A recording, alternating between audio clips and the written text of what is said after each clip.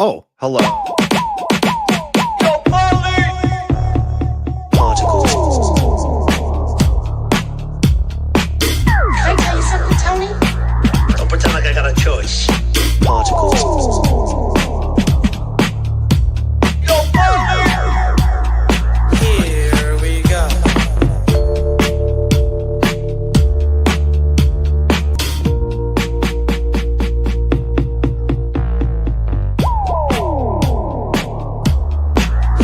Here we go. All right. Hey, now, y'all, how we feeling tonight, kids? Everybody in a good mood? Everybody feeling all right? I can promise you that Creative Tony and I are feeling really good today. Feeling all right. Ain't feeling too good myself. I'll get into a jam right now with you if that's what you want to do, Tony. Don't tempt me. Don't tempt me. Well, I'm this ready to is go. the nighttime. I can't do a Ray Charles. Come on. You got to keep coming. You can't tease the audience like that. Deliver. Is the right time. But Me I with can't the one do you Ray love. Charles, dude. Well, I'd love you to do Ray Charles. Anytime you feel the urge, the floor is yours. Creative Tony, it's our second night flight. I'd like to welcome everybody to the nighttime broadcast. Welcome aboard. We are just trying out different times on different days to see what works really for you guys and what works for us. And I think, Tony, last week we did our night show and we had a pretty big audience. We had a live audience that was pretty big in numbers. So perhaps this is a good time for you guys. We'll keep servicing you. If this is what you like, here it comes, man. We'll see you guys on Wednesday night. Tony, and what is Paulie, it? also, Yes. real quick, shout out Rags right on the he's on the board as we hold go. on. He's good. Let's go. Jeffrey Dunster, Michael Diaz, Mike Brisena or Briseno, Brasino. Yeah. Marcel Pantaleone, Rags. Any place, anytime. Let's go, boys. Let's No, go. Rags is in for keeps, man. He's all about the Polymac particle community. And you want to know who else has recently joined the Polymac particle community? Our good friends at Longbridge Pizza in San Francisco. Yes.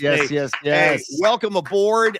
These are it was a great day for us. Let's be honest. Creative Tony and I went into the city today and we sat down and had lunch at Longbridge Pizza on 3rd Street in San Francisco. It's right up the street from Chase Center. Very convenient to stop by if you're on your way to a concert or a Warrior game or any event at Chase. And for that matter, Oracle Park too. It's right up the street there. But I just want to say a couple things about Longbridge Pizza. First of all, you got to shout out Neil Donardi. First of all, love the name. Tony, yes. Donardi. You know, by the way, Neil spells his name Neal. Like it's almost like he's like from the Beat generation. Maybe he was hanging out with Neil Cassidy, or he has distant relatives hanging out with Neil Cassidy. So there was Cowboy. Hey, listen, Tony, there was Cowboy Neil at the wheel. I got on the bus, and that's when it all began. Thank you, Neil. So Neil is on board with us. Neil is our first official sponsor of Polymax Particles, and I really am so glad that it's him because we sat down for a couple hours with Neil today. First of all, he fed us like we were a couple of kings. I got to start right there with the pizza. And then on top of that, he's a great guy. He's a super cool guy. He's a deadhead. The inside of Longbridge Pizza is handsomely decorated with tons of Grateful Dead stuff. There's beautiful drawings and sketches of Jerry Garcia. And then, Tony, the playlist, okay? Dude. The playlist they're playing. When you're sitting down eating your pie, here's what you're getting. You're getting Grateful Dead. You're getting Jerry Garcia band. You're getting the Rolling Stones. And maybe the cherry on top of this hot fudge sundae is when I heard a live version of Changes by Jimi Hendrix today at Longbridge Pizza. That's what they're bumping inside this joint. So it's perfect for us. And I'm sure you would love it too. And Tony, just a quick word about the pizza. You know what? You talk about the pizza. I've said enough. Go ahead. Well, the pizza was amazing, but I also want to say you walk in, man, and just for music and sports junkies, it's got both. It's got sports and music bobbleheads. It's got sports and music posters. It's got a poster of the pizza tapes, Garcia pizza tapes. Yeah. It's got the Winter Wondergrass, which I'm a huge fan of. That festival up in Tahoe and in Colorado. A little string cheese for Tony, right? String cheese. Yeah. I got lost in a conversation to the point where I forgot what we were talking about because of the playlist, right? Yeah. And the pizza, dude. The pizza. First, I got to compliment you, Paulie. Again, we're talking about Longbridge Pizza, our new and first official sponsor on Polymax Particles. So happy. 2347 3rd Street, by the way, but longbridgepizza.com. By the way, Paulie, a good way to remember their address. I was thinking about this. You know, you and I are number guys, right? We do 49er numbers. Yes, I got Marquez Pope up front, number 23. Oh, dude, we got to go McCaffrey, Christian McCaffrey, 23. Okay, I like to go but back I in time. love that you went Marquez Pope. I love. Listen to me. Marquez Pope could lay a fool out now. Marquez No Pope question. He could hit. Yeah. Dude, I actually stood in a urinal next to Marquez Pope at USF. Come on, and man. we took. I swear to What, a God, basketball, dude. what, a basketball game?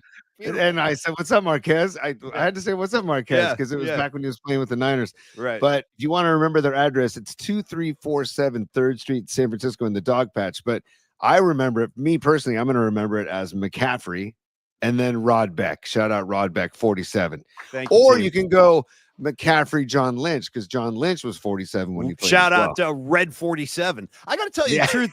No, that's what they used to call him, Red 47. He'd go into that crazy zone. And I got to be honest with you. I said this on the air a few times over the years, but when I was a kid watching John Lynch play, he actually scared me because he looked crazy out there. He looked nuts. He'd have that, and he used to hit like Ronnie Lott. He was a big hitter, and I'm so glad John Lynch finally got into the Hall of Fame. It was well deserved, and maybe a little bit overdue, in my opinion. But he's a Hall of Famer in every way possible, on the field, off the field. John Lynch is just good people. A couple more. Yeah, Paulie, real quick, while we talk about the pizza, can I get started on something real quick? Okay, already stand by. Just bear with me here. I'm right here. Yeah. This is my pizzeria. This is my pizzeria. This welcome. is my pizzeria. There you go. Okay, and then we got this. We got. Hold on. Let me just jack the volume up a little bit because then we got this, buddy. We got. Give it to me. We got. Yo, put some extra mozzarella on that. Yo. Yes, sir. Yes, sir, Tony. Way to get it done over there with the soundboard. It's finally coming back to life. Tony, I got one more. Just because we're talking Longbridge Pizza. Okay, here we go. Hang on. Come on. 2 slices. Hold on. 2 slices. There it is. Boom, right there. I think it was my guy Mark Condit on Twitter. I was just going back and forth with him 20 minutes ago, and that was the question he asked. He goes, first of all, if Paulie endorses Longbridge Pizza, it's got to be good. And then number two, do they accept orders for ...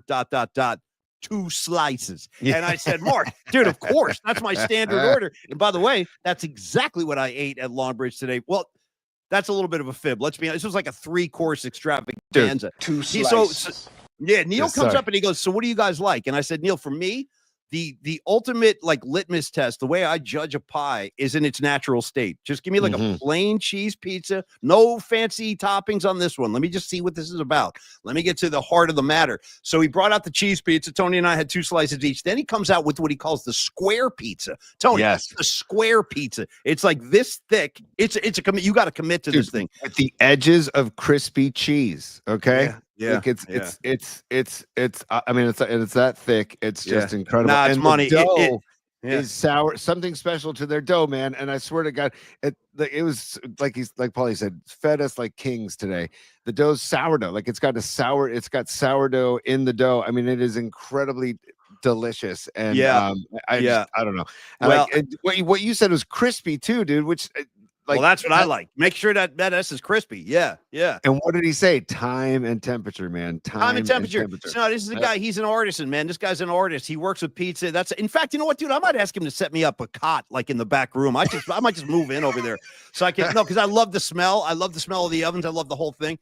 And also, he's into organic, healthy ingredients too. He talks a lot about the flour that he uses and stuff. But you're right. That sourdough crust was money. And then final thing on Longbridge, and then we'll wrap up with another plug for him at the end, which is the chicken parm sandwich, dude. Do you know? No, don't laugh at me now. This is something I gotta have. I love it, dude. I would mainline chicken parmesans if I could. And this guy comes waltzing out and he goes, "Oh yeah, try my chicken parm." He drops this thing on the table, like the final course. So we had the regular pizza, we had the square pizza. Now here comes. This is like him going over the top. When he drops the chicken parm on the table, and once again, dude, the roll, the bun, crisp. You see, it's crispy. And you bite it, you get the crunch. Yeah. You guys should have seen Paulie's reaction because Neil also brought a side of sauce, right? And Paulie goes, "That's the move." That's gangster. Move. That's gangster. Yes. That's a guy who knows. You got a spoon extra sauce on the chicken parm.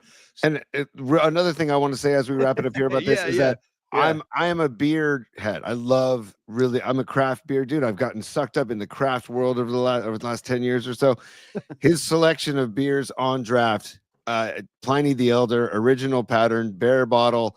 I think he has cellar maker. I mean, fantastic beer on tap as well.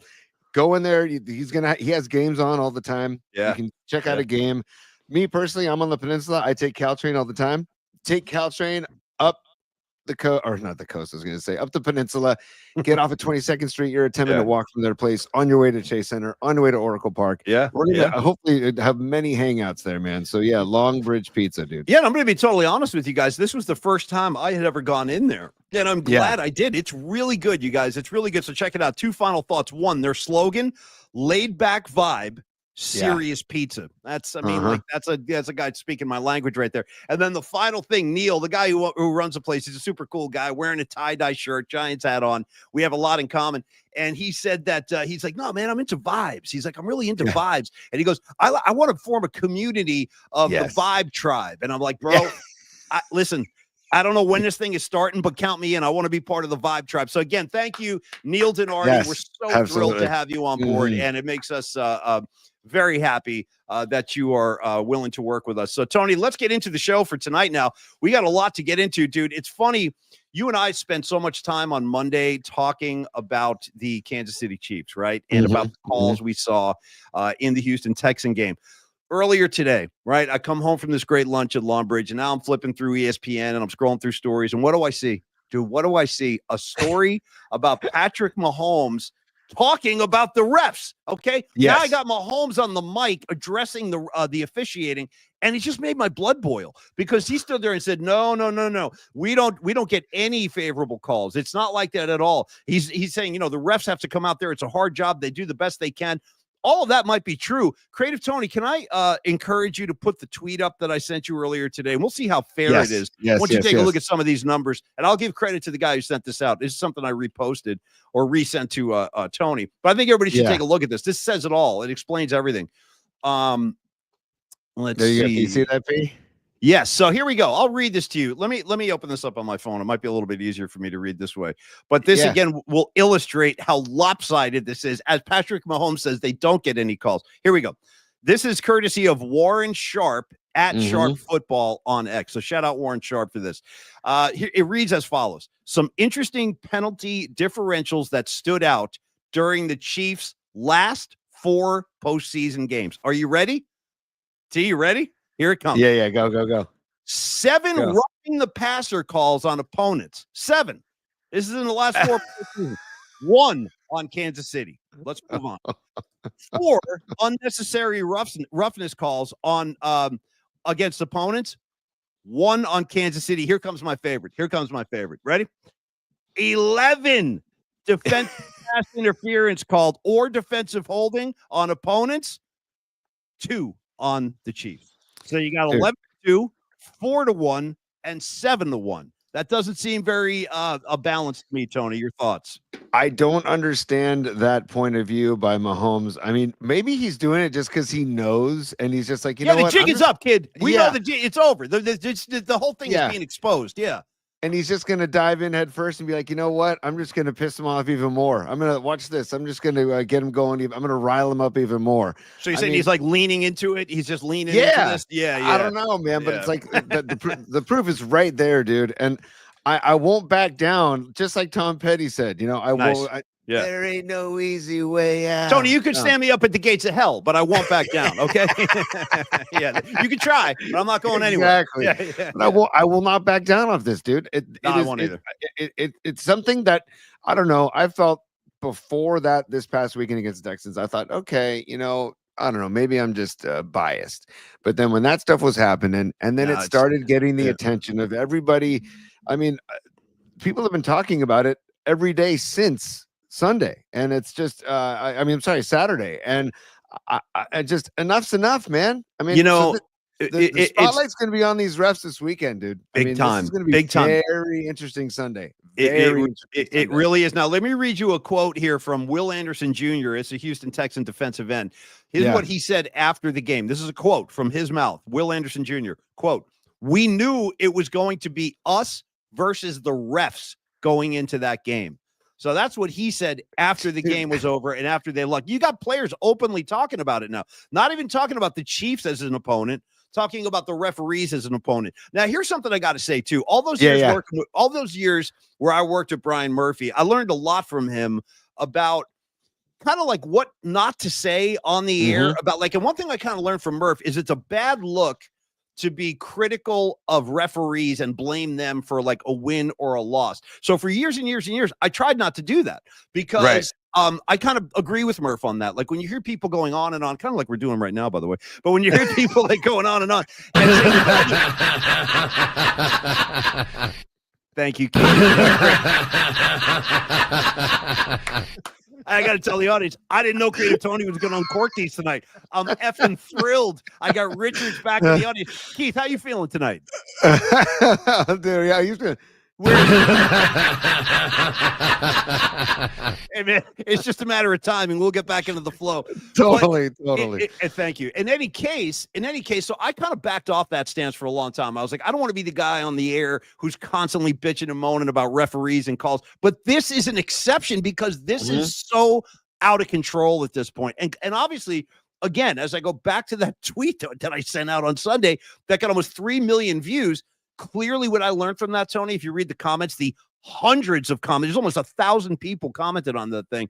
Yeah. A lot of people agree. A lot of people are seeing what we're seeing, and a lot of people are fed up. And again, what I think was really important is guys like Troy Aikman, Chris Rose. Yeah. Who else did we have? There was a bunch of like established former players who kind of came out and said, this is like, what are we doing out here? What is Mahomes doing at this point? It's nonsense. The flop. And it's a safety thing too. And it's also like a professionalism thing. And I mean, it was great when we had Larry Krueger on yesterday. Larry Krueger was like, and you said it too, like at some point, if he does that little tap dance on the sideline. Oh, I hate the tap dance, dude. Trying to bait the players into hitting him, take the 15 and hit him. Like Ronnie Lott used to say, sometimes you got to take a 15. Yeah, right? And I would argue, and I know, see, it's hard though to tell your players to go out there and do that, knowing that they're going to get called. But here's what I would contend: you might as well knock this guy on his ass, because even if you don't, you're going to get a penalty flag anyway. So go get your money's worth. What do you got? What's so funny? Look at Michael Diaz. All right, let's not. I'm not looking to scare the audience.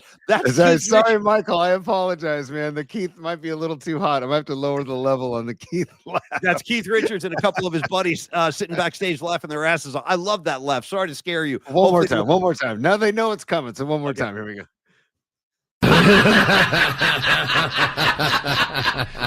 Dude, that's insane. The gravel in Keith's throat. I can't wait to see it again this year. Yeah. It's the best. But yeah, go ahead. So I was gonna say, Paulie, that same guy, right? Warren Sharp, that tweet we just showed. Yes. He also on the website Sharp Football Analysis. I saw this earlier today too. He wrote this. He said, in their pursuit of being the first team to ever win 3 straight NFL championships, the Kansas City Chiefs have played in 11 playoff games since 2021. In those 11 games, how many times have the Chiefs had more penalties than their opponents? 0. Yeah. No, that's 0. just a coincidence, I guess. That's just a wacky coincidence. Wow, how strange. Yeah. I mean, dude, and he says he triple checked it because he was initially tough to believe when you first heard that stat. 10 games in which opponents had more penalties. 10 games, and I guess 1 game they had the same amount of penalties. I just find zero games in which they had more penalties than the other team. I hate to say this, Tony, but I'm actually not surprised. I'm not surprised to hear that stat. I didn't know that, but I'm not surprised. And how crazy is it, Tony, that here we are on Wednesday, right? We're 4 days away from Championship Sunday, dude. They're competing to go to the Super Bowl in a few days. And guess what? The story on ESPN, the lead story on their front page is about Mahomes and the refs. It's not about the Bills. It's not about strategy. It's not about what do the Chiefs have to do to stop Josh Allen. It's about the Chiefs and the refs. So I think this thing is kind of coming to a boiling point. I really do. And I agree with you, Tony. I think there's a brighter spotlight this Sunday on that Chiefs game than there normally would have been because of all this stuff that's gotten kicked up, dude. I think we kicked up a little dust storm here. Totally. And I wasn't trying to start a national movement or anything. I really wasn't. I was just trying to get a riff off my chest, and it exploded. But again, dude, we're not the only ones, Steve. We're not the only ones here. Movement of jaw people, Paulie. Exodus. Yeah. Right. Come on. Oh, hold on. Actually, hold on. Herb is a plant. Bob Marley's in the house. One more Bob Marley. Herbs are good for everything. One more time. Herbs are good for everything. Herbs are good for everything. And I agree 100%. Herbs are good for everything. And I practice that regularly in my private life. Can you imagine, Paulie, if they lose to Buffalo this weekend and there is a pivotal call that goes against them, we will Wait, that goes against the never. Chiefs? Yes, we will never hear the end of it. That they would, everybody complained about the refs, so they can't. Oh. They went after us. They went after us. It's like, dude, you know what I It would- mean? Well, I'll can tell you see what, that I would. coming.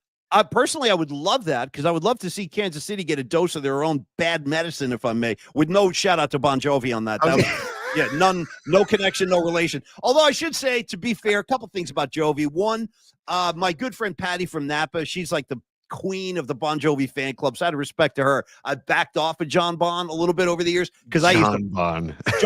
I used to brutalize his ass. He's a Jersey guy, so I feel like reason that I should lay off. He's the kind of guy. Anyway, and the other good thing I'd say about Bon Jovi is I did hang out with his old guitar player, Richie Sambora, once, and he was super cool. He was a really nice guy. So, yeah. Hey, also, Mark Graves, by the way, Mark, I want to say thank you, by the way. He's on the comment section, too, and he also is reminding us to take care of some business, to remind people to go to YouTube and subscribe if you like the show. If we'd love to have you go to YouTube and subscribe. If you're not watching on YouTube right now, if you're up into it, because we're on Instagram and Twitter/X as well. Oh boy! But anytime you go through there at Polymax Particles on YouTube, go ahead and subscribe. And also the audio versions are available on Spotify and Apple Podcasts and iHeart.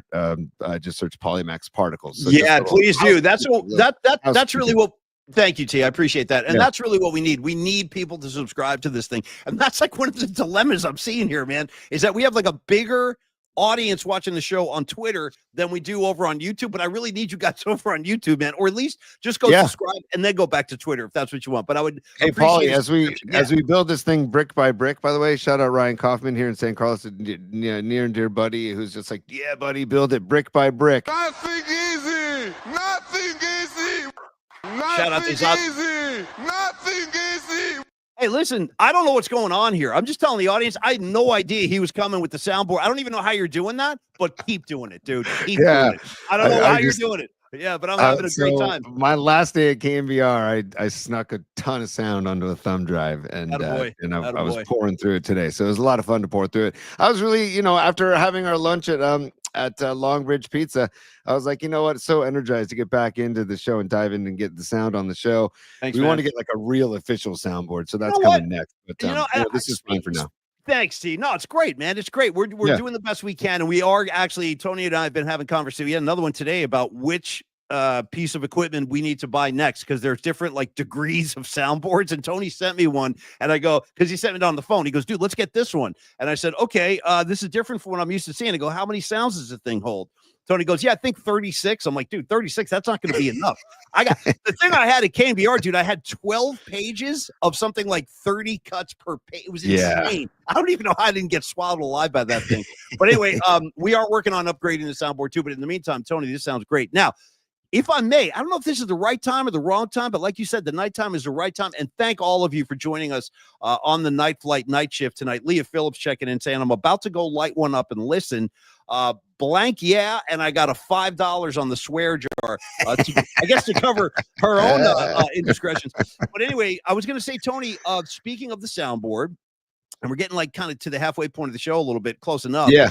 I feel like maybe this is the right time to unveil what I'm going to go ahead and call the first new Polymax song parody that's been written and recorded in well over a year. Now, we should do a little preemptive explanation here to our audience and tell them that this is going to be different from what you're used to hearing in the past, dude. We had to get pretty creative with this because there's a lot of licensing issues on YouTube where they're very, very serious about, like, let's say it like this. If I queued up a Led Zeppelin song right now and started like singing along and recorded it and then put it on the show, I could get in trouble. I could get in big trouble for that. So unless I have permission from Led Zeppelin, and unfortunately I lost Jimmy Page's cell phone number, so I can't reach out to him tonight. So we're trying different avenues, and this is going to be something that I've never done before.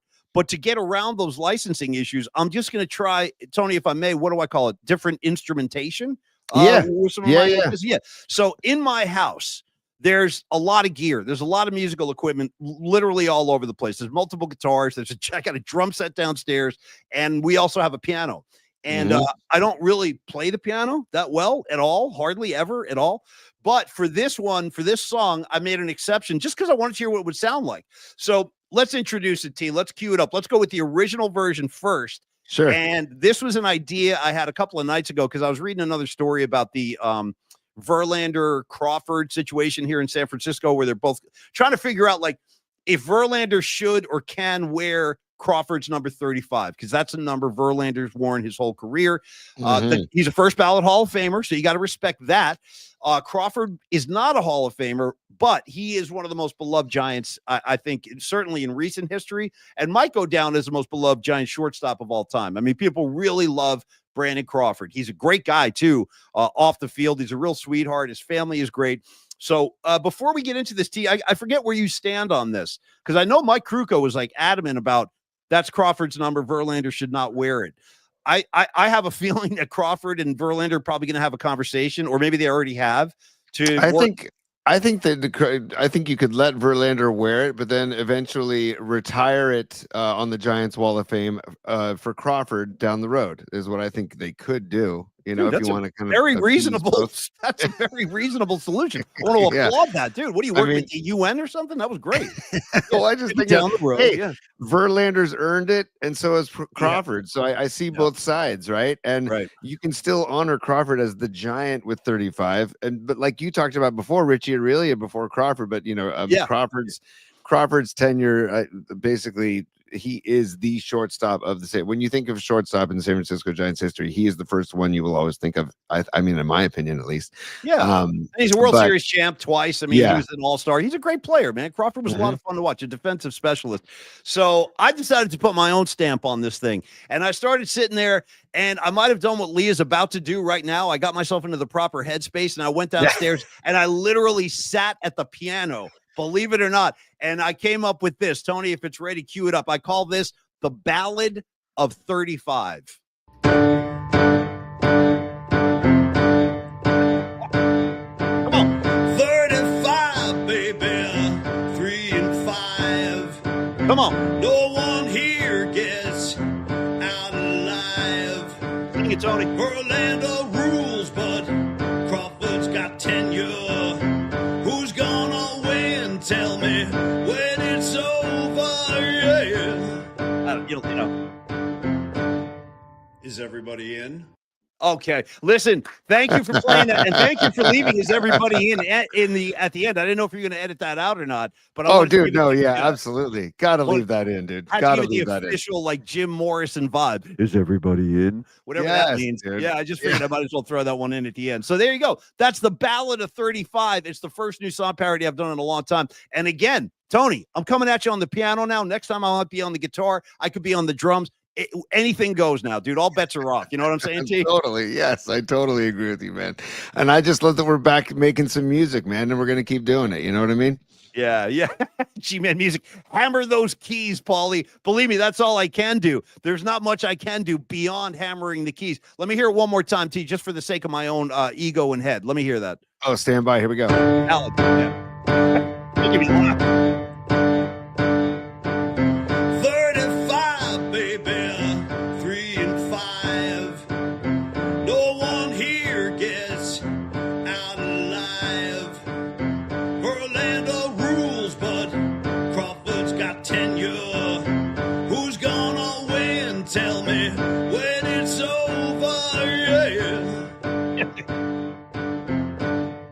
Is everybody in? By the way, you know what? I just thank you, Tony. You know what I was just thinking of? The first time I heard Billy Idol, I remember like when I heard White Wedding and stuff, I thought he was like blatantly ripping off Jim Morrison because he was singing that whole White Wedding, doing that whole kind of Morrison. Did you ever hear that or think that Idol kind of sings like Morrison? Yeah, but I always take it as like a sign of respect if anybody. Like I think about all the people that were trying to imitate Eddie Vedder back in the day. Remember, like there was the people thought Scott Weiland from Stone Temple Pilots was ripping off Vedder. I'm like, no, dude. I hated that. And how about that dude from? Well, there was one guy though. I thought it was like, dude, cut the crap. With arms wide open. Is that the Creed guy? That the Creed? Yeah, that's the guy. Scott Stapp, my boy Scott Stapp. I was like, bro, you're a little under the sunlight. I mean, he's practically like in Eddie Vedder's pants. He is singing so much like him. I would appreciate him getting his own voice. But anyway, Tony, thank you. So we got song parodies back. We got the soundboard back. I'm feeling good tonight. We have our first sponsor. Shout out Longbridge Pizza. We love you guys, and we'll give you another plug on the way out. Creative Tony, some other football notes I want to bounce off you. Actually, you should tell me. There's lots of football notes. I know. Let's start with local. I got some national stuff, but give me your Pete Carroll information. What do you got? Well, first of all, hold on a second. I wanted, before we get into Pete Carroll chomping his gum, could be chomping his gum on the sidelines at Levi's Stadium, dude. But hold on. Yesterday we talked to Kruger and we were talking about Robert Saleh maybe going to Jacksonville because the Bucs offensive coordinator said, you know what, I'm out. And then guess what happened after all that? You guys did your great impersonations and impressions of Trent Baalke. That's right. And then the Jags say, hey, Baalke, hit the road. I know. I feel like maybe I had something to do with that. I got the momentum going to like push him out the door, which I didn't intend to do. No, anyway, of course not. Of course not. Yeah. But then, nice call, Rags, by the way. Right, look at Rags, by the way. Peace Frog, dude. Yes, Rags. Streets up to my ankle. I love Peace Frog. Yeah. And look at this. I got to shout out Danny, a.k.a. Baby Huey at 107.7 The Bone, longtime Lamont Tonelli producer. Look at this. Oh, yeah. Creed is coming to Shoreline. Hey, Danny, check this out. Baby Huey, check this out. That's a gig I guarantee you I won't be present for. You can bet the house on that. If anybody's like taking odds on, hey, is Paulie Mack going to be a Shoreline for Creed? I say the odds, take the bet that I'm not going to be there. It's a sure thing. By the way, is that like Scott Stapp and a bunch of rented like session musicians, or is it? I'd rather not even know. I don't even want to know the answer to that question. I'd rather not even go down that Creed road if I don't have to. Thank you, dude. I saw Creed at the Fillmore, by the way. I'm actually quite upset to hear that. That makes me very unhappy. What were you doing at a Creed gig, dude? What's the matter with you? A dear friend of mine, Jen Tremonti, who lives up in the North Bay, her cousin, here we go. Mark Tremonti, is the guitarist for Creed. So really? Said, okay, that's cool. That's cool. She said, hey, let's go see my cousin's playing. And I go, who's your cousin? She told me, I go, if there's ever a time to go see this band and not like spend my own money, and sure, I'll go. And if you can get past Scott Stapp with the I know the hair, he's got the shirt open, I know all the theatrics of Scott Stapp and like the actual band of musicians is like a good band of musicians. Of course, I'm sure they are. Stapp, he does that foot on the monitor, don't do that. You know what I mean? That's like whatever. Anyway, so. 2 hands on the mic, cut the shit. You only need 1 hand, believe me. You don't need 2 up there. You know what I mean? G-Man music. You read my mind, G-Man music. I have the exact same feeling. You know, we should do a real quick springboard from this T. Yeah. And I'll give the comment line in on this too. Everybody pitch in on this one. Most embarrassing band or gig you ever saw in person. Ooh. Yeah, I'm sure we're going to get some good ones here. I'll go for it. Well, I don't know if this is embarrassing because I wasn't planning on doing this, but top of my head, I would say not embarrassed that I saw, actually quite proud that I saw this gig. However, it's like a really unusual twist for Paulie Mack to wind up at a gig. But there I was. So when I lived in Boston, somehow, some way, I found myself at a Luther Vandross gig. True story. Dude, what? That's not embarrassing at all. I know. Wait, hold on. Time out. I qualified. I said it's not embarrassing. It's like just unusual. Yeah. Okay. Yeah. Did Sinbad happen to open for Luther on that tour by any chance? How did you know that, dude? See, that's kind of creepy. How did you know that? Because I saw that show in Oakland. Join me with the applause, Tony. Yeah. Join me on some applause. We got to applaud ourselves on this one. So we covered both coasts. I took care of Boston. You got the West Coast. And you want to know what? Sinbad was great. And freaking Vandross was singing his ass off. Let me tell you something about Vandross real quick. If anybody wants to, I'll come to his defense. Yes. Did you know that the David Bowie song, Young Americans, it was a young American, Young Americans. Yes, of course. Luther Vandross singing backups on that like a mofo.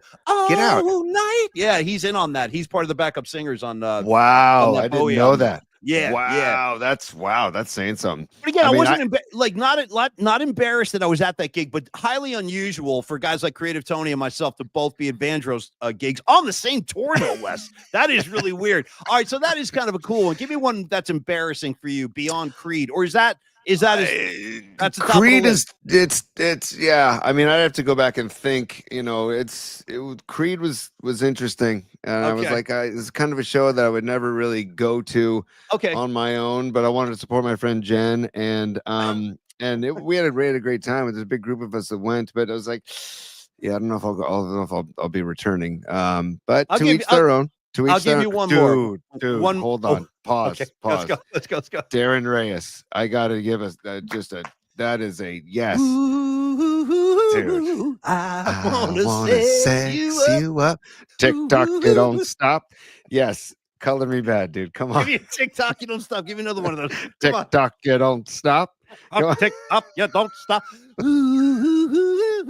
Great track. You know what? I kind of like I want to sex you up, actually. No question. No question. Dub City but checking in. Yes. yeah, go ahead. What do you got, Dub City? What do you No, I say? was going to say Vandross Dub and what? City's checking in on Vandross. Yeah, right there. Oh, Vandross, yeah.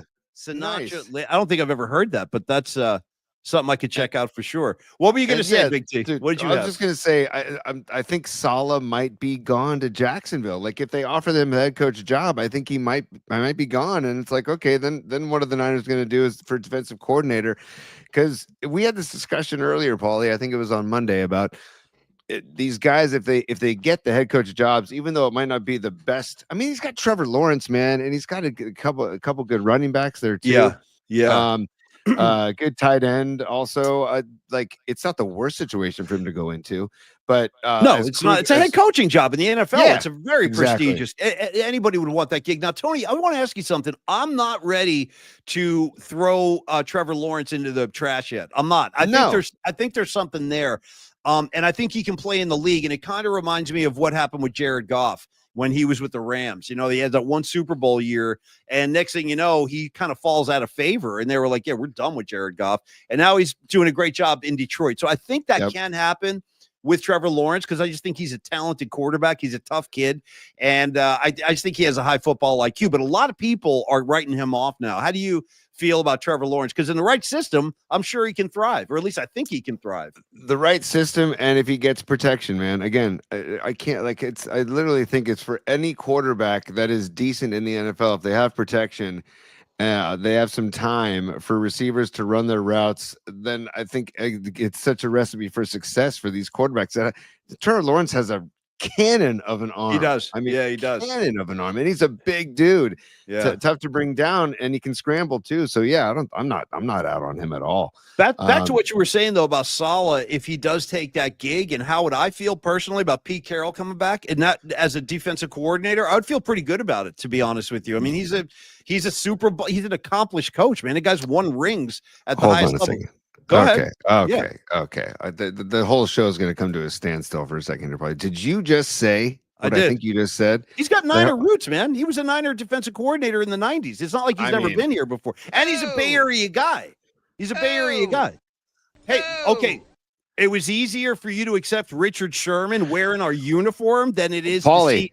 Yeah. I've always been vocal about my support of Pete Carroll, and you and Shannon Kaler and people would just, a lot of people don't like Pete Carroll for, I guess, his sideline antics. Or the whole thing. Well, it was annoying as hell when he's marching around kicking our ass every Sunday. Like now that if he wants to join us, yeah, sure, come on back. Okay, man. I am so happy to hear that, because I thought when I saw this story break today, I thought I was going to have to defend myself against you with Pete Carroll, because that's okay. That's great, because I would take Pete Carroll back me too. with his brain and with the way I feel like players really like playing for him. They do. There's something about Pete Carroll, like he really connects with dudes, and he's like nonstop energy. He's like the Energizer Bunny. I'm chewing his gum, marching around. Great job. And he's always excited. Even when they lose, his press conferences are like, nah, I liked everything we did out there today. We played really well. Dude, it's like for San Carlos Little League, right? We do this every year. We make all the coaches do positive coaching alliance training. And I feel like Pete Carroll could take over those classes and coach and teach them, because he is captain positive, man, like you're just saying, and always trying to find the silver lining. And I feel like that's kind of, I don't know, man. I don't know if that's a dying breed in coaching. I hope it's not, but I feel like he's 73, dude. By the way, I had to just go look it up. I knew he was, but he's 73, but he's like he's like a Mick Jagger 73. Yes. It's not like there are certain people where age just doesn't apply. Like, dude, I saw Jagger at I saw the Rolling Stones at Levi's over the summer. The dude's running around the stage like he's 25 years old. And Pete Carroll's one of those guys. Like age he's not a Keith Richards 73. Give it to me. Thank you. He's at all the gigs too. Hey, I want to shout out. Look at Neil Donardi's in the house. There you go. Welcome aboard, my brother. Yeah, Neil, what's up, buddy? Great. Neil Donardi, Longbridge Pizza. Go, you guys, longbridgepizza.com, 2347 3rd Street. And remember the address by remembering McCaffrey's number and John Lynch's number, 23 and 47, or 23 and Rod Beck's number of 47. You got any other 47s, Paulie, while we're at it? That's a tough one for the 49ers. I know. There aren't a lot of 47s out there, but I do want to respect. I got to go back again and at least give props to my guy, Marquez Pope. I don't want to leave him out. When I was a season ticket holder, I saw Marquez Pope every Sunday, dude, for years. So you don't want to do LaMichael James? Huh? You don't want to do LaMichael James? He was 25. He was 23 for the Niners for his short little spell on the Niners. LaMichael James. I don't know if you remember him. I remember him. He was playing in the Super Bowl when we lost to the Ravens. I do remember him. By the way, I want to shout out Johnny Red, who says, guys, don't forget that TikTok, you don't stop, sample Slick Rick. And I want to shout out Johnny Red because we sample Slick Rick in our open. Yes. DJ Rob B puts, here we go. That's Slick Rick right there, too. So we got Slick Rick in the house tonight. So, no, Tony, I'm good with Pete Carroll coming back. As long as he's on our side wearing like Niner red and gold, I'd be happy to have Pete Carroll. He really does have a good football mind. And he is a Bay Area guy, man. He's from the Bay. And like you said, that energy. And I feel like the Niners need some kind of fresh coat of paint. You know, there was something off last year, this previous season, where things just like Deebo Samuel attacking the kicker on the field. You know what I mean? Stuff like that. We haven't seen during the Shanahan era, or guys, Devondre Campbell refusing to go into the game. Like there was just bad energy on the sidelines, on the field. They didn't play well. They lost to teams they shouldn't have lost to. So I feel like Pete Carroll might be the right kind of guy, Tony, to simply change the energy in that locker room. You know? It's also like there's weird energy surrounding Kyle and Shanahan right now, and I like Kyle, and I do too. I feel like. Right. And I know we were talking to Kruger about this too. Kruger likes Kyle and Lynch. And I feel like a boost of that, like, I don't know, all the experience and all that positivity from Pete Carroll, I would take him back in a heartbeat. Oh God, look at Rags. Can we just throw Where is he? here? I'll take Pete right now in Dallas. Sure. What's going on? That's turning into a bleep show as well, man. Well, you know, it's like a black hole. Here's the problem. I told Rags this too. And I said, I mean, I'm not an expert on what's going on in Dallas, but I do know this. I think that I actually think they should have gone after Bill Belichick. I think Jerry Jones should have prioritized Belichick because Belichick would have changed the entire culture down there. You said all this bullshit stops today. Today is when accountability begins. And I got to tell you, I think the big problem they have down there is Jerry Jones because they know if they take the gig, you're really in the shadow of Jerry Jones, who's out there talking to the media every day. He's doing radio shows. He's the owner of the team. Dude, he's landing helicopters on practice fields, dude. Do you remember that? He literally just landed his helicopter. That's over the line, bro. I'm in the middle of trying to work on this screen pass, and there's a chopper, there's a whirly bird landing on the 50. It's like, this is not good for team morale. But I think that's part of the problem down there. He's got to take a step back, dude. If I were him, like, I do credit Jed York for that. At least Jed was smart enough to realize maybe I'm best suited, honestly, to just stay in the background. Let Kyle and John be the face. And that's kind of how the Walsh years ran too with Carmen Policy. Like Carmen Policy was kind of the mouthpiece for Eddie DeBartolo because Eddie runs hot, man. Eddie been firing dudes after games. All right, that's it. You're fired. You lost. You're fired. And Carmen Policy would be there to kind of put the wheels back on. And Carmen's a great guy, very smooth talker. And I kind of feel like Dallas needs that. They need like a little Steven Silvio Dante consigliere type to kind of calm the waters and address the media so Jones doesn't have to. But I think Jones, I don't think he can help himself, T. I think Jerry Jones he's addicted to the spotlight, and I don't think he would know how to function outside of it. I really don't. It seems like it's his life. I mean, the Cowboys are his life. And if you tell Jerry Jones, hey, stop coming to the stadium or stop coming, it's like he's going to say you're crazy because it's everything he does. It's kind of like the only thing he knows what to do. I want to go back to this. Ryan Frank, thanks for joining us, by the way, Ryan. And yes, a lot of bad energy that had nothing to do with Shanahan. You are correct about that because the whole preseason was just so freaking weird, man.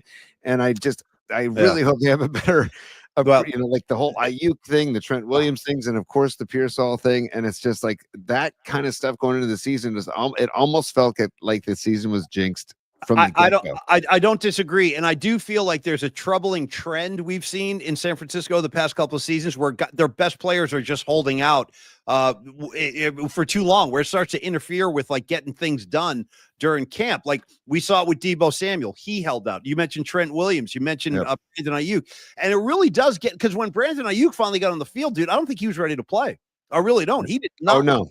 He was popping balls. He was kind of pouting. He didn't say anything outwardly, but I thought he was kind of pouting with his body language. And I'm sure Brandon Ayuk would have come around. I really like him as a player. And he's a really, me too. Me really, too. And it's unfortunate that he got hurt, but that was it. You're right, dude. Losing McCaffrey, losing Ayuk, like there was so many, and then you lose a Trent Williams later, right? You're losing Nick Bosa later.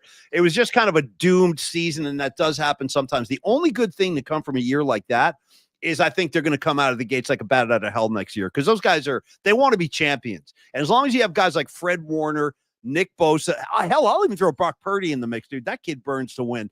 I think you're going to see a much, much improved product next year. And I would just say this, Tony, to everybody who talks about getting rid of Shanahan. Oh, you got to get rid of Shanahan, dude. It's over for Shanahan. Here's my question. Who are you going to bring in that's better? Great question. Like who's out there that can be better than Kyle Shanahan for this group? I'm sorry, I don't see it. I don't see anybody out there. And I think like look at how Josh McDaniels went back to New England, right? I think some people are just meant to be coordinators and not head coaches, right? And I feel like that Josh McDaniels is a great coordinator. I mean, I think he had a really good run with Brady, right? It's a lot easier to call plays when you have Brady as your QB and that O-line that Brady was playing behind. But yeah, that'll work. Right. But I just feel like some people are just better coordinators. And I wonder, I mean, I feel like Saleh is head coach material, but I just wonder if maybe in the end, is he just meant to be a very, very good defensive coordinator? We'll find out. And I got to say, there's nothing wrong with that. Like in my mind, there's nothing wrong with being like the best coordinator in the league or one of the best coordinators in the league. That's why I mentioned Bobby Kittrick the other day, a guy that had a specialty and he stayed there. He was like, I don't want to be a head coach. I don't want to go to Yale or wherever they were offering him gigs, because he got head coaching offers and he turned them all down. He's like, nope, I'm staying here and I'm working with Steve Wallace, Guy McIntyre, Jesse Sapullo. Tony, who am I forgetting? Give me some more names from those great offensive lines. Bubba Paris, all those dudes. And the lines. Paris, yes, dude, nice. The only thing Bubba Paris, I'm still mad at Bubba Paris about, is that he fell down and missed the block on Leonard Marshall when Marshall crushed Montana in that playoff game. If you watch the highlight, you see like Bubba Paris like trying to get off the ground. He fell down, which is why Joe got blown up. So anyway, I can't watch that highlight, by the way. I can't watch it. I'd rather not. If I'm cruising through Twitter or some social media and I see it, I move away quickly because I don't want to see it. It's too painful to watch. When I see the Jim Burt hit from 86 on Joe, where he would like launched off his feet backwards, knocked out of the game, that one is less painful for me than watching the Leonard Marshall hit, because that knocked Joe out for a year. That was it. Yeah. He couldn't play for a year after that hit. Basically, like broke every bone in his body. Tony, I see the clock is furiously ticking tonight. So I don't think we're gonna have time for Tony's top three, but I know you want to do bookmarks. So I do want to do bookmarks. I got some bookmarks for you, but really quickly before, and I know Dubs isn't like the hot topic right now. And Darren Reyes, shout out, you're right. Draymond is number 23. I saw your comment. So good call. Great 23. Right? Yeah. But, Jimmy Butler suspended, right, for the Miami Heat. So there's all this chatter about let's bring Jimmy Butler and let's bring Jimmy Butler into the Dubs. I wouldn't want a Jimmy Butler. I would want a KD, I think, but I wouldn't want Jimmy Butler. Would you? Boy, I'm glad you brought this up. And by the way, just an update for y'all that are concerned with this. The Warriors are up by 10 on the Kings right now. There we go. Late in the third. So yeah, by the time we wrap the show up tonight, we'll all be able to go catch the end of the game. It's a pretty good one. Would I want Jimmy Butler? Dude, if you asked me that question, a year ago, 2 years ago, I would have said, hell yes. I'll pay for his airfare to get his ass out here, because I love the way Jimmy Butler plays, and I'm really distressed at this recent pattern of behavior. So yeah, the 7 games, and dude, I got news for Jimmy Butler. I'm sorry to break this to you, dude. Much as I like you and much as you can ball, you are not going to win a grudge match over Pat Riley. You're just not. Pat No. Riley doesn't give a shit if you're not Yeah. happy. If Correct. you don't like it, he'll sit your ass on the bench and make you sit Yep. there all year. I actually think that Riley is so stubborn. And Pat Riley, dude, you got to respect. I mean, the guy's coached Kareem Abdul-Jabbar, Magic Johnson, James Worthy. Then he went with the Knicks. He put them in the finals. He's one of the greatest coaches of all time. He doesn't tolerate this kind of behavior, this like new agey, I want to go play somewhere else now. Like Pat Riley's not about that shit, man. Right. So if you're going to give him a hard time, don't expect him to back down. Now, did you know Dude, that Jimmy Butler? Really quick on Pat Riley, Paulie, sorry to cut you off. You're good. When I was at USF, right?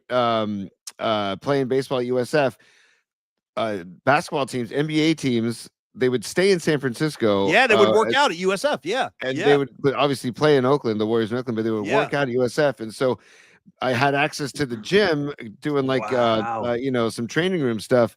And I was allowed to watch a Miami Heat practice with Riley coaching. It was but it was like real coaching. It was like a military drill. Yeah, right, he's not messing around, man. But the players, he had the respect of the players, and the That's what I'm players saying. were all ears. And I don't know how much that happens nowadays. You're right. Like, you know what I mean? Yeah, the players have so much power now that when they become the slightest bit disgruntled, the slightest bit unhappy, you know what? I don't want to play here anymore. Get my ass out of here. So the other night, he's kind of acting like a little punk, and I don't like it because I really like Jimmy Butler, and I don't like to see him doing this shit. But the other night, he was wearing sneakers on the bench that were Phoenix Suns colored, purple and gold. He was wearing those. That's like his big message. Send me to Phoenix. Send me to Phoenix.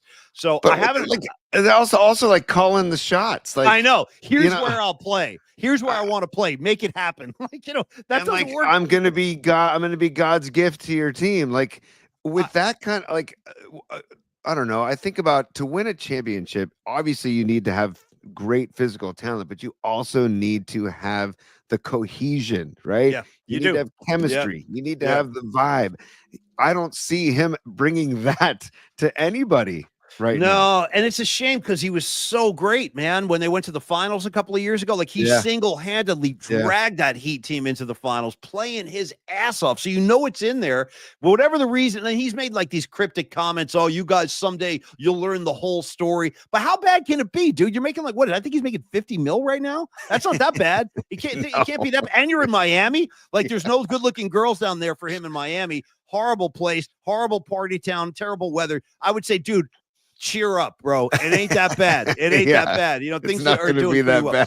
So, and then final note on Butler, and then I want your bookmarks, is that the reason they suspended him today is because he missed the team flight. He missed a team flight, and he was like, no, I'll just catch up with you guys at the next stop. It's like, that's not how the NBA works. There's a team plane. You get on the plane, you go to the game. So it's not how a team works. Not just the NBA. It's not how a team works. And I'm sure his teammates must be fed up with this. Like, dude, get his ass out of here. And I think that's his approach. He's like, I'm going to be such a dick that I'm going to force their hand to get me out of here. But it's just a terrible look, man. And it's the kind of thing I think that might like kind of stay with him, even if he does move on. Like his rep to me is dented now. And it's unfortunate because, again, as I've said several times, I actually like Jimmy Butler and I really liked him as a player before all this nonsense started. So that's it on Butler. Creative Tony, bookmark my ass if you could, please. Yes. Let's go to some bookmarks. Yeah. Just things that I've seen that I want to show Paulie, or that Paulie is actually bookmarked himself. And Paulie, I want to make sure this is a good one, dude. Okay. But going back to the Chiefs and the refs, okay? Yeah. So, because we started talking the show about the Chiefs and the refs, okay? So I'm gonna get this big front and center. This is from a funny account. You see that Houston Texans? Yeah. 2 full minutes of the Chiefs complaining about the referees after losses. Okay. Oh, show this to any Chiefs fan. Are we going all 2? Are we going all 2 minutes on this? We're gonna play, and we might stop at some point, but I'm gonna let it go. Okay, here we go. Ready? Let's do it. Here we go. This is Super Bowl. I mean, usually you let the guys play, especially in the year. And we had nine penalties for 100 yards. They had 2. I mean, penalties can change the game.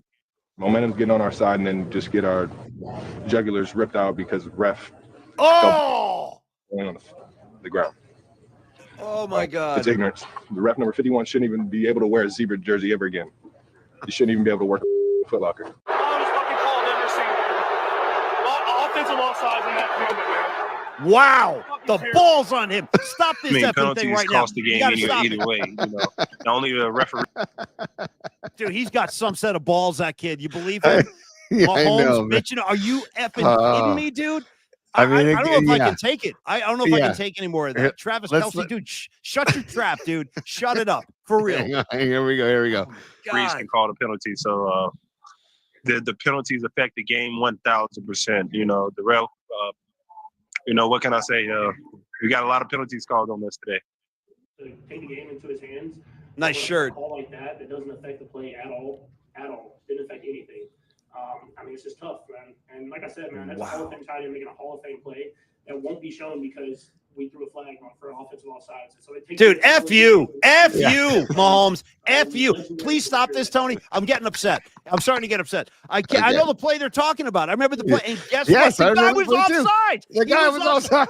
What do you want from me? The guy was offsides. They're just mad that they actually executed the call against them and look at they act like a bunch of bitches out here, man. Dude, he lined up offsides. It was a foul. Lined up offsides. What do you want from me? Sorry, his hand was over the line. What you want me to not throw the flag? And it was like shocking that they actually did. And that's the end result. These guys are pissing and moaning, and it's a terrible look for the Kansas City Chiefs, given that the numbers we showed you earlier, 11 PI calls to their 1 in the last NFL postseasons. Please, come on, man. Paulie, here, let's go from that. This will make you laugh, I think. Okay, calm me down. I got to lower my blood pressure. Yes. Okay, so just check this one out.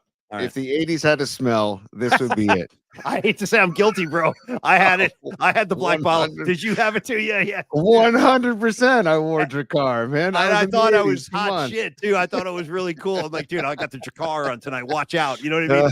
And now I've learned over the years, dude. I go cologne free now. I've been off cologne for years. I think once I went to my. I'm being serious when I say this. It's not really a joke, but I think once I went to my first Grateful Dead show, that was the end of my cologne days. I was like, there's no need for Drakkar at this kind of scene, dude. You know what I mean? I got patchouli, I got armpit, I got falafels going. That's all the scent I need. I was off Drakkar from that day on. But I used to practice. I was a practicing Drakkar wearer. I really was.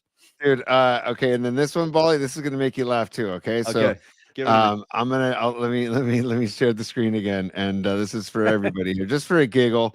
This was we're never gonna get political on the show, but this is from the inauguration. Then you see that's my guy George. Yeah. When you realize you took an edible before doing something serious, and watch this. Watch this. This is so good. Give it to me. It's kicking in, man. Watch, kicking in. Watch. Dude, what's he doing? What is he doing? Wow. I hope he did. You know what, man? Hey, I'll join you next time, George. Hell yeah. Look at him with the deep breath. You see the deep breath? That's my guy. I mean, one more time. Just one more time. Yeah. Come on. He's in the crowd. You know, watch the deep breath. Watch him take a deep breath. He's looking around. Trying to regain his composure right here. He's like, oh, dude, I'm really feeling it. I'm feeling it. Yeah. I'm feeling it. Look at this. So good. There's a deep breath. Whoo, it's kicked in, man. All right, I'll take that, man. I think he's probably the most likable ex-president that I've ever seen. His second act has been amazing because now he just hangs out down there in Texas and he paints schnauzers and stuff. You know what I mean? He's painting dogs. He's selling his artwork. I'm on board, dude. I'm on board. For him, you know, totally. I hope to be doing that myself someday. Creative Tony, give me one more bookmark, and then I want to have a couple of closing words on Longbridge. Well, can I give two? Can I give you two? Sure. Okay. Yeah. And Paulie, give me two. Yeah, give me right. two. Exactly. Okay. Yeah. Hold on a second. So let me just let me get this set up for you, P. All right. And because you and I are we're very, very excited about this, dude. So here. Okay. Ready? Boom. What do you got there? Oh, come on. 10. I was listening to rock and roll coming from America. That's a sound I would really like to make. John's wife used to say, don't you dare play with that planty.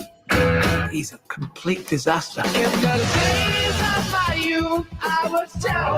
going to form my own band, and I know what it is that I want to do with it. Oh, Jimmy's forming a band. You should give him a call. So I did.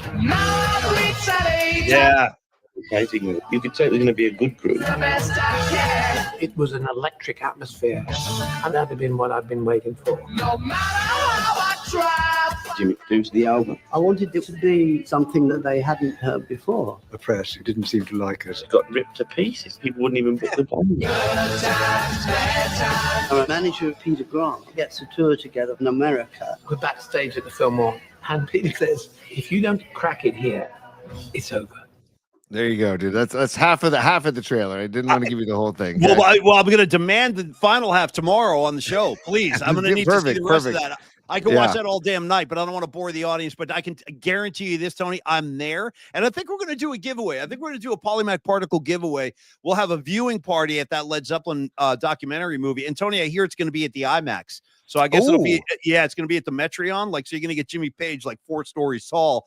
And I'm going to be front and center for that, man. I don't want to miss that. So that, I believe it premieres the first week of February, something like that. First, second week. We'll get you the date, and I'll try to get some tickets, and we'll hook up some kind of viewing party because I'm definitely going to see that. And I loved every single image you played there.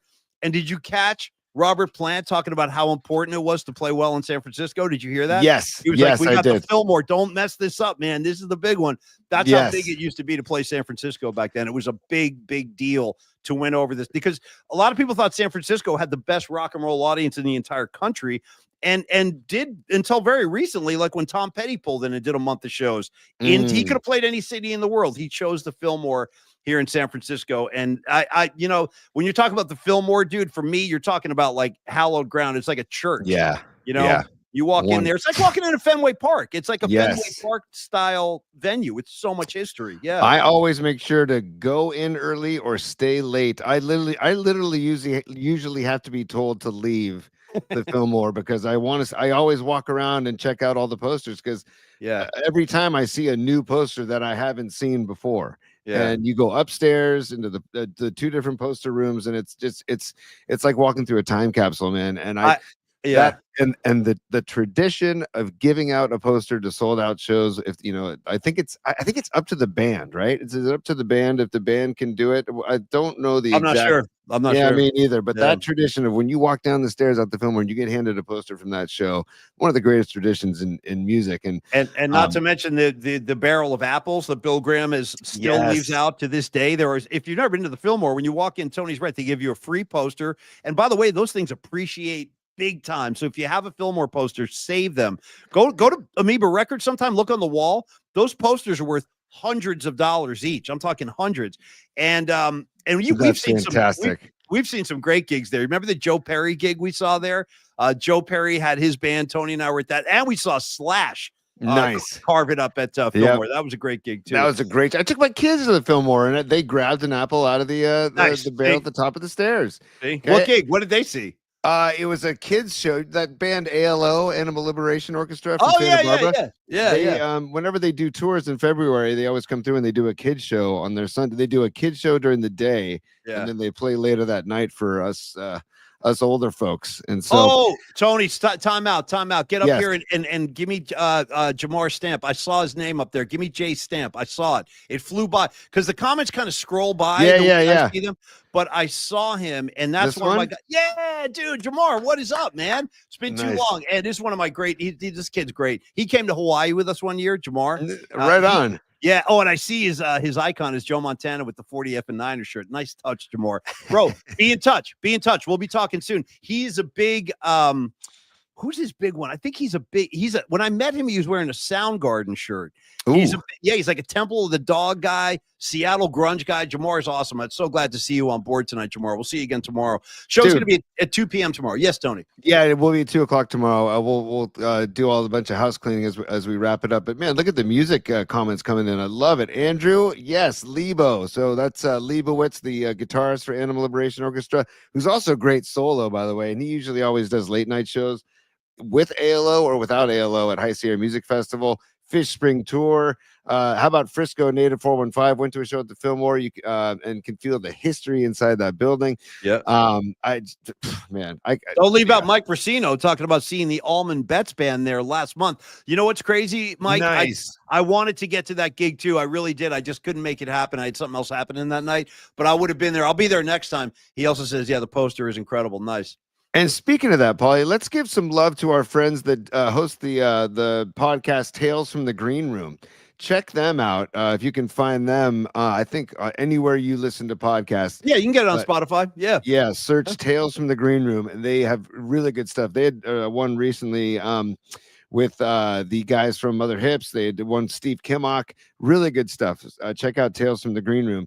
Paulie, I have one last bookmark for you, and it's gonna. This is just you want to talk about vibes. Okay, just let me know.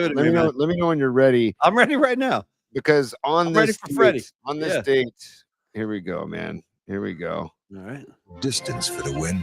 The 49ers' last drive started on their own 8-yard line. We go run out on the field, and sure enough, they call a television timeout. And so we're all standing out in the huddle, and I was always an intense guy. I'm like, man, we have fought through it. We were 6-5, and we should be beating this team. And we're behind by 3. We need to score a touchdown. This is crap. What are we doing? It was the tensest time that you could ever have as a football player. This is a Super Bowl, and you're down. And Joe looks at me, and he goes, hey, H. And I go, what? And he goes, hey, check it out. And I go, what? And he goes, look down there in the other end zone. And I go, okay.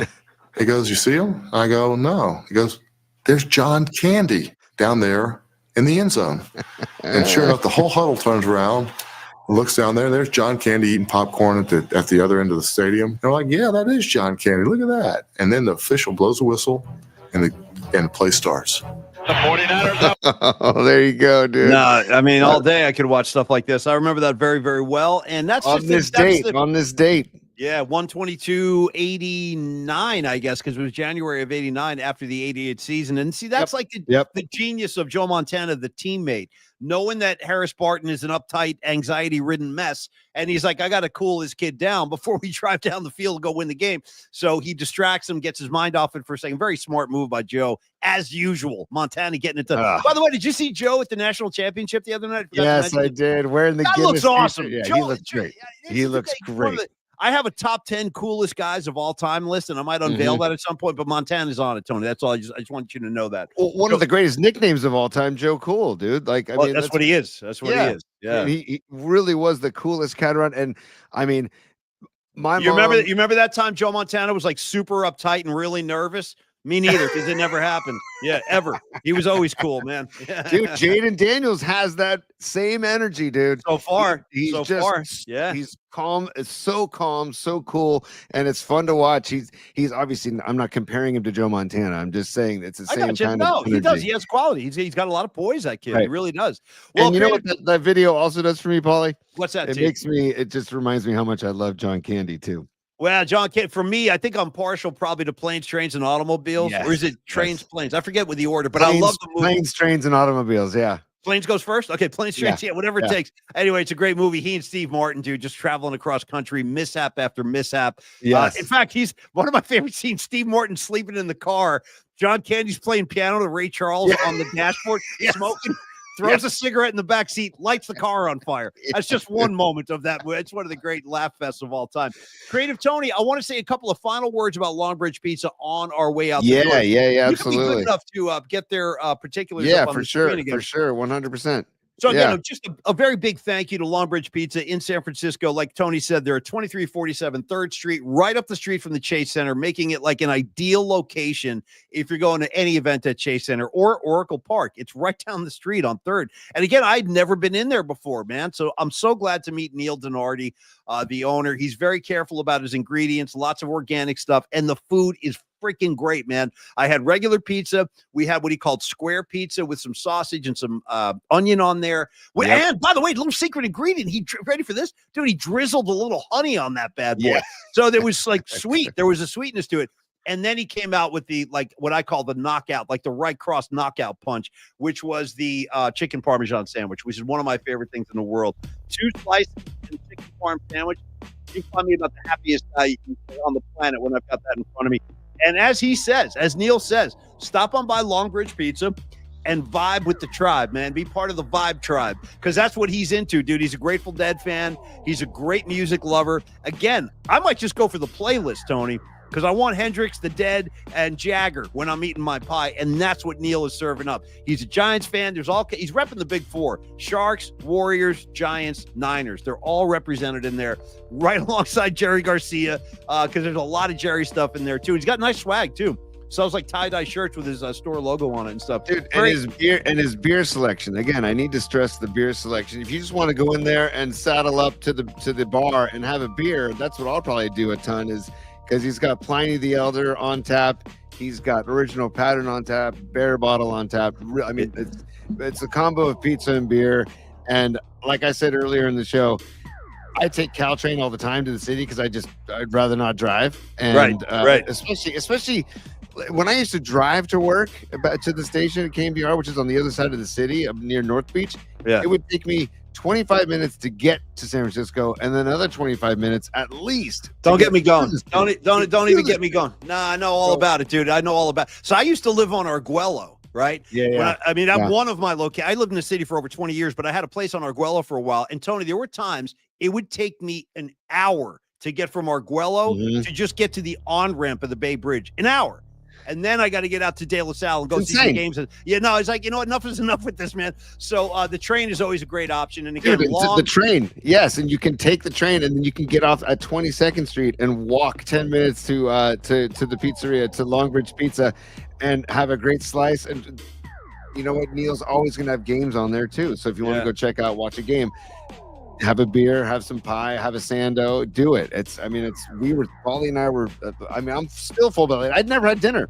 I didn't either. That's crazy. I didn't either. I'm still stuffed. And I have a take-home box. It's just sitting down there all lonely, like taunting me. Come on, big guy. Come on, tough guy. Let's see what you can do. And I'm still full too. That's hilarious, bro.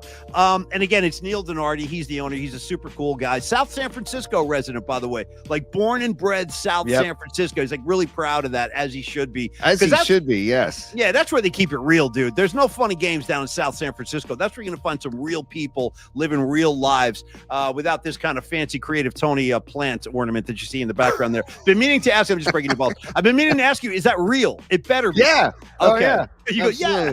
Absolutely. Okay. No fakies here, dude. And also, Neil and I had a great rap today about the old restaurant South City and Bertolucci's. And that's how you know your street cred for South San Francisco is when you hang out at Bertolucci's, man, back in South San Francisco. Come on. Again, thank you, Longbridge Pizza. We're so happy to have you on board as our first official sponsor on Paulie Max Particles. Like, it's really cool, and I'm so glad it's Neil because he's a great guy, and it's like we vibed with him very nicely. And on that tip, Paulie, longbridgepizza.com. I mean, just go to the website. You can order online. You can do takeout, or you can have delivery. Longbridgepizza.com and 2347 3rd Street in the Dog Patch. Final comments on the evening would be, as Mike Damone says, you won't regret it, right? You won't regret it. Go to Longbridge Pizza. You will not regret it. Creative Tony, thank you for all your efforts tonight. Great show. Thanks for bringing the soundboard back. We threw the first song parody of the new year out there. There'll be a lot more. We'll replay it again tomorrow if you missed it. Hey, and I'm being very courteous. I'm letting everybody go free, and there's still time left in the fourth quarter. Warriors up by 7. Go Dubs. Creative Tony, thank you. See you at Longbridge Pizza, and see you right back here on Paulie's Particles tomorrow at 2 p.m., y'all. Tony, final words? You got anything? I just want to again thank the commenters, man. They're just so great. Thanks for everybody viewing right now. And also for the commenters adding so much, to the show, because it's you guys add so much flavor, and it's really helpful. It's super fun, and some of the stuff that we don't mention, but we still see. Again, I want the listeners to know that, and the viewers to know, that's why I'm always laughing, because every time I look over, like right here, I just see Rags, Uncle Hulka. I got you, Rags. Shout out John Candy and Stripes. And Don Peralta, you're damn right, Pecan's from South City. And Pecan might just appear on this show coming up down the road. We'll catch up with Pecan, and he is a proud South San Francisco resident. You're right, Tom. Yes, Tony. Sorry, one more thing, Paul. I know, we're trying to get out of here. I know. Yeah. I want to tell Dom Peralta and Dub City, I got your emails, guys. Thank you very much. Right. And I will be sharing that stuff on the show next week. So I will be getting to that stuff. I thank you both for sending me that stuff.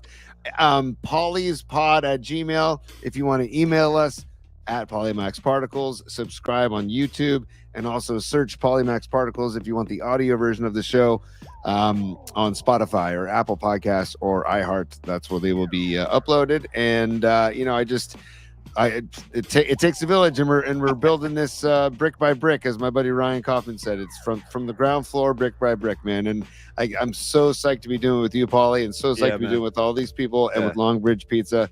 Hey. As the kids say, LFG, LFG, LFG, man, LFG. Hey, listen, we're here to have a good time. We really are. That's why we're here. We're here to laugh and have a good time, talk some sports, talk some music, whatever it takes. And we love that you guys are hanging out with us. And we hope to see you tomorrow at 2 p.m. right here as another installment of Polymax Particles drops right in your precious lap. And we're here for you. We'll see you tomorrow. Creative Tony, you be good. Peace, y'all. Particles.